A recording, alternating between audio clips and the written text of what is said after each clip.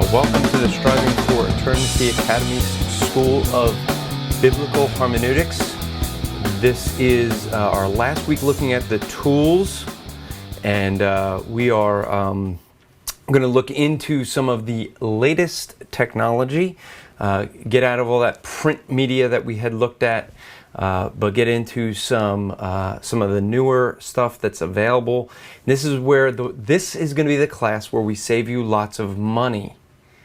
Yes, I like that. Being Jewish, I love saving money. But I'm going to give you some ways of trying to get around some of the costs of that it can be in doing Bible study and the expenses of it. Whew, it could be hefty. Now, what we are going to do today in this class is we are going to look at different types of Bible software, and then we're going to look at some different websites that you can go to and be able to get some resources for free. Free. I love free. Free is like, that's my favorite, you know? And so that's what we're going to hopefully help you get, so you can get some stuff for nothing. So that's what we're going to go over today. Now, though this lesson is going to be, there's more of just how to use some of these tools. There's going to be differences. Some things we're just not going to be able to go over everything. All right? But it's going to be a little bit more hands-on. I may interact more with the chat room so that, because I actually have some more control tonight, since we're going to do it on a computer that's sitting in front of me. You can't see that, but you're going to get to see the screen later on. And I'm going to bring up some Bible software, show you how to use that Bible software. Going to bring up some websites and things like that. So that's what we're going to have on the agenda for today. And we'll take a look and see this. So we are going to be today looking at some software. I'm going to give you and one of the things with this lesson, actually, before we go, if you are a student of the Academy, you'll have your syllabus, and I encourage you to grab the syllabus and make sure you're following along in the syllabus. But this lesson is going to be one that we hope to be able to get this stuff onto a student portal on the website, so that you'll be able to see all of this as it grows. Because as we found out even today, some of the websites we're going to give you, well, the way websites are, they sometimes go out of existence, and that's what we had happen with one of the websites that we were looking at. That we used to have a great site, it's in the syllabus, and it's no longer seems to be available. And so that's the issue with the web and some of the software. Some of the software, by the time you get to watching this, may not be around anymore. And we can't vouch for that, but we're going to go over what some of the major ones are. And let's start. So if you grab your syllabus and you look, you're going to see that the first one in your syllabus is Logos Bible Software. Now, Logos Bible Software is one of the ones, it's actually going to be the only tool we're going to look at, because that's the one I use, and that's the one that I actually have for us to take a look at. But the reality is that there's plenty of other good ones. This is not saying that this is better than all the rest. It's just that this is one that I use, so that's the only one I can show. So we're going to look at this in more detail later, but the number one reason why I like Logos is because of books, and more books. I mean, they got tons of books. On this little device right here called an iPhone, I can keep all 13,000 books that I have in my Logos system right here. It's a lot easier to a lot more portable than the 5,000 books in my library, okay, in my office. So you know, that's a big reason. You have a lot of books that you can get a hold of. So that would be the biggest advantage, is the sheer number of books that you have available to you in Logos. That's probably one of the best reasons for it. They have more books available, I think, than any other software package. The big reason that Logos became big was their searching material. Okay? So the issue is that when the searching with Logos is far more superior, I think, than many of the others in most areas, when you want to search through all of your books and get through everything. And so the reality of that is, where that helps out, is that you have you are able to search, in my case, a lot of books at one time. And so that becomes very, very nice. If you want to search, say, everything that you have through say a topic. Say you're studying the life of David. You want to do that and maybe go through many different books, or all of your books, and find different things. If you're studying, say, a topic like, well, love is a pretty broad topic. But if you were to do that on, I'm trying to think of a good topic, maybe say something like, I'm just trying to think of a good, worship maybe. If you want to do a study on worship, you may want to study everything that you have in your library that may cover Bible dictionaries, that may cover things like your trying to think of your encyclopedias, but it could cover commentaries, it could cover books of the Bible, and that's one way of being able to do the searching. So the searching ability that you find in Logos is really worth the price. They've really updated. I'm going to show you this in a little while, but the searching is very good. It allows a user to search through thousands of books very quickly, and you'd have that available. The real benefit to it is it's the integrated tools. The fact that it's all integrated together, so that you can search from one book, you can search another book, they're linked together. Logos provides very good integrated tool set that will help you do some serious research and study. And where that really comes in handy is some of the stuff that you're going to see is that in Logos, you're able to just type in a passage that you're going to study, and from that passage, it'll organize all the books for you. Or a topic per se, and we're going to do something sort of similar like that. And so now I'm going to show you Logos, so we're going to hold off on that one for a moment. But one of the things that the other tools that is very good is BibleWorks. Now BibleWorks, their strength is in original languages, so this probably won't be for most of you. But if you are looking at something that you really are going to be doing a lot of intense study on original languages, BibleWorks is probably one of the best. I think they're still in existence. I hope they're still in existence. So, but they have, their software is really good. That's their strength. Another one that's really good, where you could get a large number of books very inexpensively, I don't know if they're still in existence, is Ages software. Ages provided an inexpensive books. They were in PDF. So being that they were in Adobe PDF format, it didn't provide, other than a concordance search, you really didn't have a large way of studying them or integrated tools, things like that. And so that made it somewhat difficult. So let us, I'm going to try this. Let's bring this up and see if this is going to work.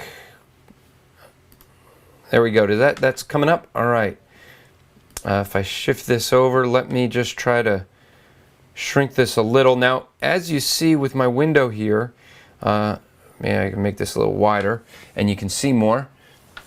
What you see here is this is how my Logos comes up when I first come up. Now, over here I have my passage or topic guide. What it's actually doing right now is it's going to get my kind of what I think some people call the newspaper. And what this is, let me slide this over a little and see if, I'm just going to play with some windows here, see if I can move this in a better format. Here we go. And so what I have here, I'm going to try to make it easier to read. Oh, see, now it's going to search it again. All right. So while it's off searching, so what we have here is a preferred Bible that I can change. I can, here's just some different readings. If I had my, I can set this up to have my devotions right in here, so that my devotional reading would be right here. Now, one of the things you see in this area here, this main area, you see that there's a new version of Logos installed, so I chose to get some information about that. But if you look here, they have their blog site. I can get things like that. But look over in this area and you'll see this right here is just a passage of scripture that comes up. All right, the death in Adam, life of Christ, and this pops up. I have a devotional over here that pops up. If I go to the next page, okay, you'll see that what they do is, here is an excerpt of Save Souls for Christ. All right, and here's an excerpt from another tool. And what this is actually doing is, you're seeing an excerpt on adoption. And what this tool is actually doing is this is providing for me different tools to give me, remember, if you remember in the last class where I said it's good to take Bible dictionaries and just read a Bible dictionary. Read just a different section, a small section, read it, and then from there you can learn by building up over time. Well, here's an excerpt on the 7 churches. Here's one on adoption. I have several of these, and you can organize them differently. Some of these are some of their blogs information. Here's the river in Eden, and an excerpt. And this is just random stuff that they're pulling from different books. Righteous Noah. Here's a devotional from September 16th. So what you're seeing here in this right off the bat is just from this home view is different things that I can look at, and I can organize it differently. You can customize that to see what you want to see, so that you'd be able to just have some random stuff to study. Now, one of the things they have is these layouts. So let me take a look at this layout here. I'll bring this up. This is actually this layout here that we have is what I've been using to study when I study for the oh, it shrunk it. Okay, so this is, it might be hard to read. You don't have to read the text, but what you see here is this is the Gospel of John, chapter 17. I'm going through a book on the claims of the deity of Christ through the Gospels. So I've been working my way through the Gospels, and I'm at John 17, so I'm almost through the rest of the Gospels. And so I have that up here to read through. And then on the bottom here, I have my harmonies of the Gospels. I have 2 of them up. John 17 happens to be original only in John, but if I was to go to a different Gospel account, let's see. Let me just go somewhere at random, and I'll bring up Matthew 5. Let's see. I don't even know what's... Okay, so here you see in this one, because you see I typed Matthew 5 up here, and you see I have this linked, this little A and A, so I can now search, and my harmonies of the Gospels changed as well. So Matthew 5, 1 and 2 is also in Luke 6. So that's just a convenient way of doing that. I can go back to John 17, and you'll see John 17 switches down here. It's a very nice way of doing that. So that's the nice thing about layouts. I have other layouts here.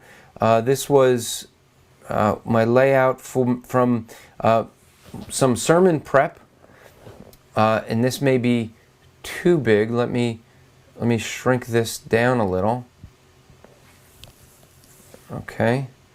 But what I have here is I have my passage guide here, which I'll explain what that is in a moment, and an exegetical guide here.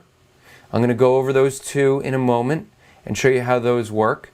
Then I have my different Bibles up here because I like to study. As you remember, I said, it's good to study the different translations. So I have a bunch of different translations up here. And now notice I open the ESV, and you'll notice with the ESV I have it tied to the Greek here. That's the advantage of this integrated. Happen to have here my commentaries that I was using. I have an information bar, and then some here the different texts that I have here. Now I want to show you how I get there. All right, how to use these tools. So I'm going back to my home menu, and say I have a passage that I want to study out. Okay, so I'm going to study something out. Now, this seems to be a hot topic online these days, is this passage right here, 1 Timothy chapter 2, verses 12 to 14. So I'm going to type that in to my study, and what you see happen now is you saw that it brought up my study that I had open, my layout that I had open. But notice, if you can see here, that what changed is that it's now 1 Timothy 12, 1 and 2. Let me just slide this over for a second. Sorry for that confusing window. Just needed to move that out of the way. So now what you see over here now is this passage guide. What's the passage guide?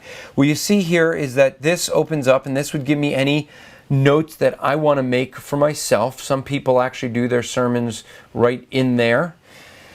Then I have my commentaries here. Now if I open this up, you see I've got this set to give me the first few commentaries.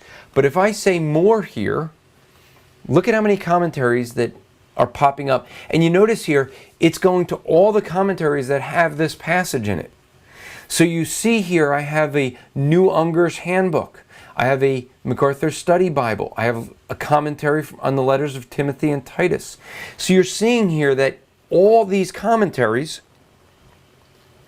let me just scroll through them a little bit so you can get an idea. I guess it's still trying to grab all these commentaries. So you see, I have all of these. I don't want to scroll too crazily. Let me just page down maybe. So you see, if I really wanted to go crazy, I can grab all these commentaries. One thing with Logos that you do have to keep in mind is, yes, they have a lot of books, but maybe you saw things like this, a Catholic Bible commentary. You may not want to do that. You may not want to have the Catholic stuff, but that's available to you if you want to rely on stuff like that. They have, I'm saying that to say you have to be careful. The Spirit-filled stuff from Jack Hayford. Not that I like Jack Hayford, but I got his stuff in a package deal, so that's why I have that. But it does give me, as you see, all of these different commentaries that I have available. Now, next thing that pops up is some cross-references. See, and I don't have to open all these books. I can open any one of these commentaries. I'll grab this one here, click on it, and you'll see it suddenly popped up down here, the Baker Illustrated Commentary. So that pops up over here. Okay, and I can now read through and get a picture. It's illustrated, and I can read through this. All right. I get the cross-references. This is really valuable. So I have the new Treasury Scripture of Knowledge. This gives me all of the cross-references. So woman, where does the word woman show up? This idea of silence. Well, here's a cross-reference here to Isaiah 58 on silence. Now, do you notice this? Do you notice how I just hover over it and it brings up the passage? I don't even have to go flip to look it up. There it is for me. Okay, so I can go through this passage and see everywhere where it's cross-referencing another passage of Scripture. So here's all my cross-references. My parallel passages. So any passages, Genesis 3, well, gee, that's no wonder why that one would be coming up in a passage that, as you see here, it's the passages, I do not allow a woman to teach. Now I want you to notice, see this information window? Watch what happens as I hover over a different word or have authority over a man. Ooh, look, over to the right, the word authority is covered. Over a man, instead to be silent. And if I hover over that in my information window, that pops up. What you're getting there is some information that you can change what it looks to. For me, I'm looking up some of the Greek works to check out each of those words. So I can look up with these tools. I can look up here some of the Old Testament quotations that are referred, some of the parallel passages. Okay. Here we have a little bit of an outline. Here's different outlines that people have, different books that provide an outline. We have some different tools. This one wouldn't be a great one to look up for biblical people, but you have different images maybe. If you're going to teach a class that may be helpful, different biblical events. This one doesn't have a whole lot, but it does refer to the creation of man, the creation of woman, and temptation, and the first sin of Adam and Eve. So that would come up. Different media. Now this next thing is kind of interesting. Look at this. This shows you that which words seem to be of the greater importance based on the text. So it gives you different topics that are tagged by in larger. Here you see authority seems to be the biggest thing here that comes up topically. And so you can look here if you want to study a specific topic. Here it is by illustrations. So all your illustrations are already there. If you're going to do a worship service, if it's for Sunday worship, here's even some worship that could go along well with it. This is some interesting words that there's just different ways that they try to illustrate it so you can find things. This right here is a really neat tool. This happens to be this passage, and what this is called a version river. And this shows you the differences. Now, I happen to be working off of my main text here is the Holman Christian Standard Bible. But you see, this is my ESV, my Authorized, my New King James, and my Net Bible. And what you're seeing here is not a lot of difference here. They're pretty similar. This shows you how close they are. So you're seeing that from my central text, they're all equal distance, and you're seeing that within here. If we choose a different text, as we may do later, you'll see some different variations in this chart. Now here is, they tie it to different things like sermon audio. And again, you're seeing, can't vouch for who's going to show up in here. Joyce Meyer, I don't know if this is them or someone speaking about them, but these are different sermons people have. Different sermons that people have installed into Logos, different sermons people have on Sermon Central. So you see, all this is integrated. That's what I'm trying to show you here. The really nice thing that I like about this is this exegetical guide. Now, some of these things you may not know how to use. That's fine. But you have your grammars, you have visualizations, but then you have a word by word, and this is really important and really good. Here you have a word-by-word breakdown. Now, I happen to have it with just showing the first 3 key texts. And so you're seeing my first 3 texts. I can increase that to more of them, or I could click this more and get all of them. Now, you're seeing here, now all of a sudden I had a whole lot more. If I want to hear, well, how do I pronounce this word? Well, Didasco. Give me a second, I'll do that. This takes a while sometimes to bring up, but here's the word that I can open. I'll show you that in a second. But diakados is how it would be pronounced. I don't know why it's not coming up, but you can press this and it'll pronounce it for you. You have the Greek here, you have a transliteration, you have the meaning. And then you see here, it means to instruct, to teach, teach oneself, to learn, to have taught, to instruct, to teach. You're seeing the different things, but maybe I want to go into more detail on one, so I click on it. And you see it pops right up into my window here, and I can look into more detail about that individual word, okay, in the sense of a tutor, to put in the mind of someone. Different ways that this is used. All right, I can just hover over it, and again, because it's all integrated, you're seeing it pops up with that, and that's probably not a real good one, but here it pops up with all of my the lexicon here of the different words. All right, so you're seeing that you can very quickly find out more about word by word. Now say I really want to learn about this word to teach. I can just click on this here, and you see it'll bring up another study, which is really nice, is this what's called a Bible word study. And see, now I have the word teach. This is as it's translated in the ESV. Okay, taught or directed. So as we're seeing here, it's most often teach, teaches, teaching.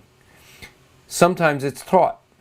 And now you see as I hover over that, you're seeing the individual Greek, if I was to look at the Greek, or on this side for teach. And this is if I'm going to look up the different words, okay, based on this English. So I had looked it up in the Greek, but we can do this for an English word as well.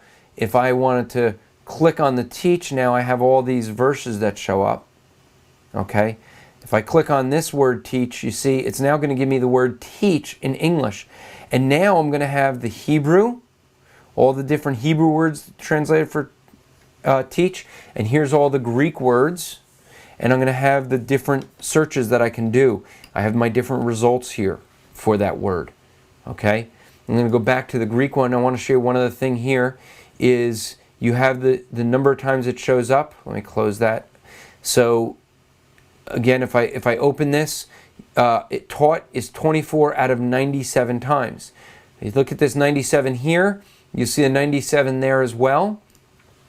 Now what this provides, you see how I cover over this and it shows me the different books.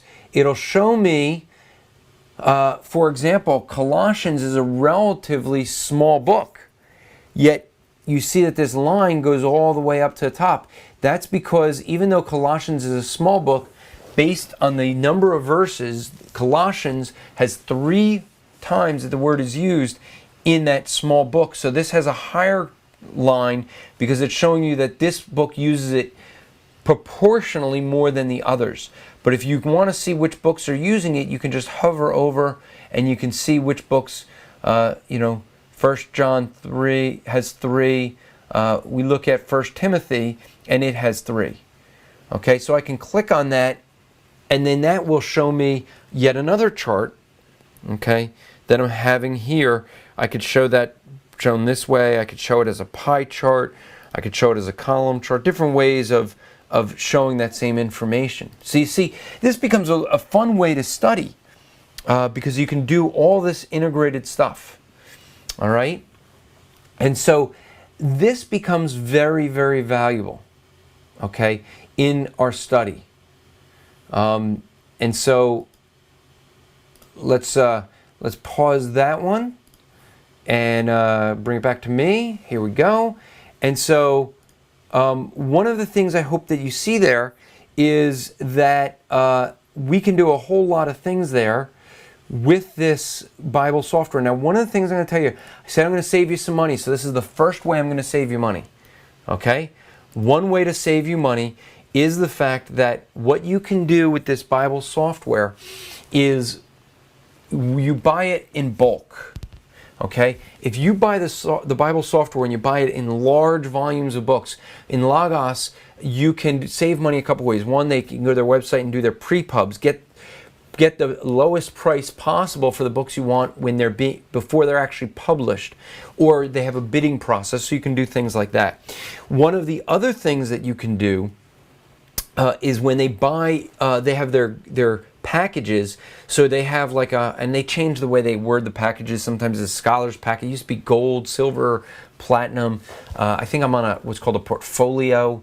But if you buy a large volume, they have different level packages, but the larger the packages, they throw a lot more books in it, and then you get a better discount. So if you buy it in bulk, it helps. All right.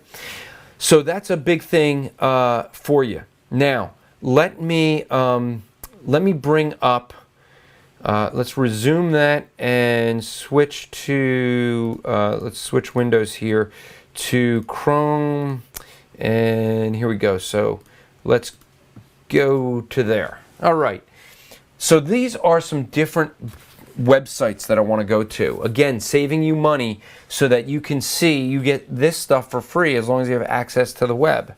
All right. And there's a lot more in your syllabus. I encourage you to go to the syllabus and look at that. But we're going to go just through some of them. This is Bible Study Tools. This one was sent to me from someone. And again, I can't vouch for everything that you see at these sites. I can't even vouch that the websites will still be there. Can't vouch you're not going to get a bunch of ads. But what this one is trying to do, if you go under Bible Studies, so here's a library. Actually, let's start there. Oh, I guess we should start with the Bible.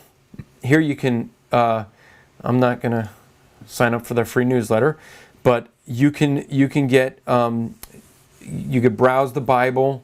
Okay, bring your Bible up. You have here your library. So you see here under library, you have concordances. Okay, so you have your different concordances. You have your dictionaries. Remember, these are all the tools we went over. And here they are. These are some of them that are for free. Eastman Bible Dictionary, I think we might have mentioned that one. Or the Baker's Evangelical. And these that you can get for free. You can get even some lexicons. Now, you may not have a large selection here, but you get some. Here's the ISB that we mentioned last week. All right. Here now you have Bible study, so you have different devotionals that you can bring up.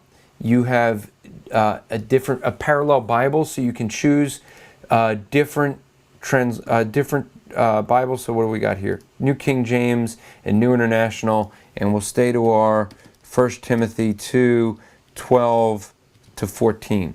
And so if we do that, we see it in two different translations that show up. That's a pretty nice thing if you want to read and compare them. You have an interlineary if you want to look up the words. So again, we're going to search 2 Tim. We'll just grab that. And we could choose, okay, we'll choose, we don't have a lot of choices here in the interlineary. We could, this is just telling us to check the display for fonts, but we could probably change the fonts. But you're seeing all this stuff is right here for you. Topical verses, they have sermons, sermon illustrations, they have, you know, some, if you need to teach and you're going to look for illustrations, here's some sermons themselves, different websites with a collection of sermons. So that's one website that you can go to. Here's another, similar things, and you're going to see all these have some similar stuff. Here you have audio Bibles. That could be pretty nice in different languages, different translations. So you can get maybe even different people. Let's see. You have dramatized, you have Max LeClain, George Sayers. So you have different people you can choose, and you can hit play audio, and it will start reading to you. Oh, I know why the audio never came up. Because I had silenced the phone. Or silenced, here we go. Maybe now you can hear it. Well, this is dramatized, so let's go a little further into it. To separate water from water. So okay. God made the... So I had muted the computer so it wouldn't make noises.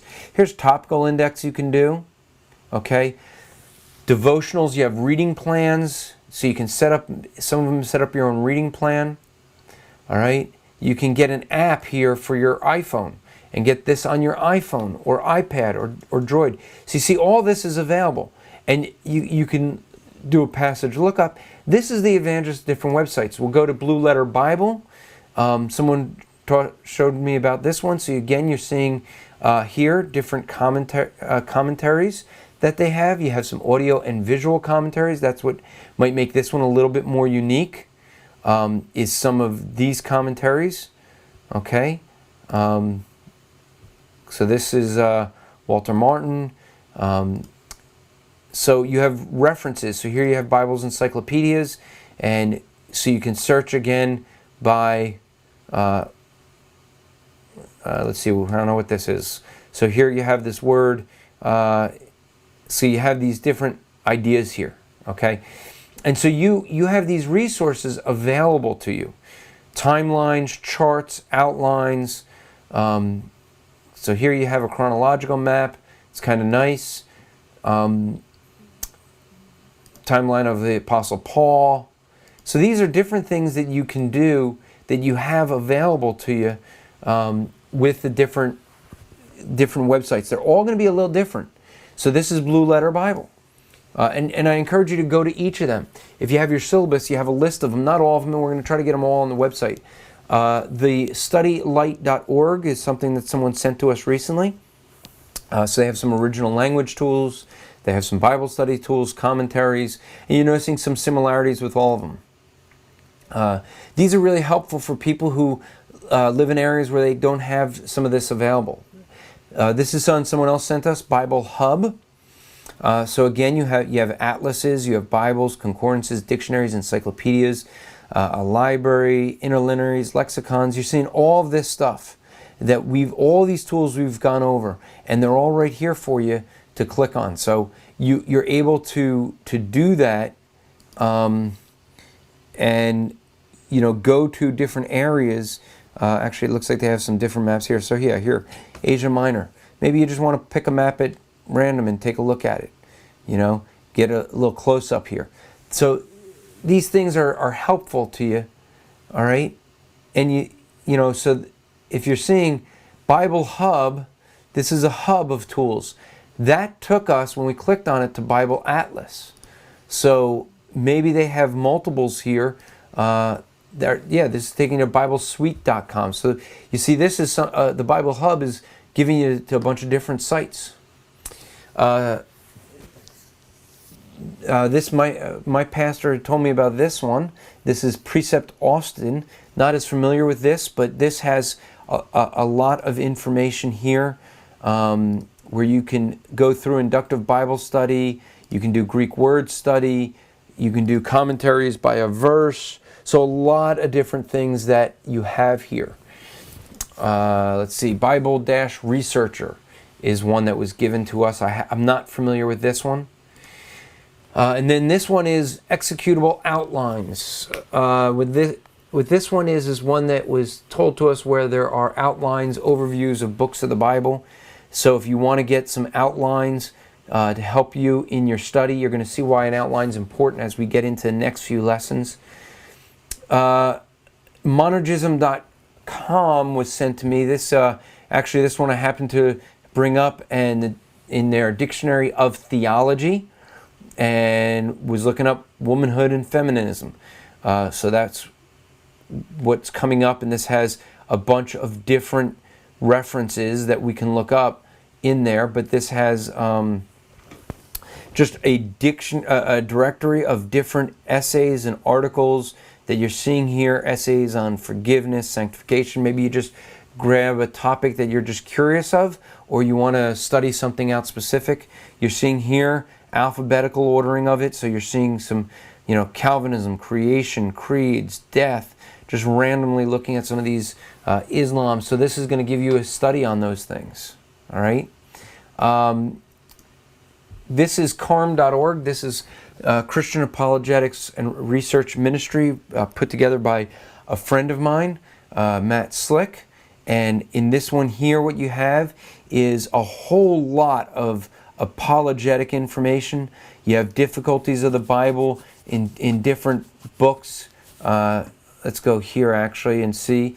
There's different passages that people think have some difficulties. You'll have information on Christian life. This is a new section they have on persecuted section. You have religious groups if you want to study them, different cults, stuff like that. A lot of information that's out here, video and audio. All right. This is also, this one now, so that was carm.org. This is BibleBB.com. This is done by a friend of mine, and he puts this together. What you're going to see here is sermons, by a bunch of dead guys and some living guys. Tony Kaposha you'll see some of his stuff. He's the one that puts this site together. You can get all of this downloaded to you. This is a great source if you like John MacArthur. He started transcribing MacArthur's sermons. I don't know if actually he has John MacArthur's sermons up here anymore. I think they moved all of his work over to Grace to You, but they still have a bunch of sermons from a bunch of really good dead guys. And so here's the different topics by different authors that you'll see in here. He's got different people that he's grabbed different messages from and put up here. So, sometimes you want to just study a sermon, and here's just a collection of them. All right. Another place to go if you want sermons is sermoncentral.com.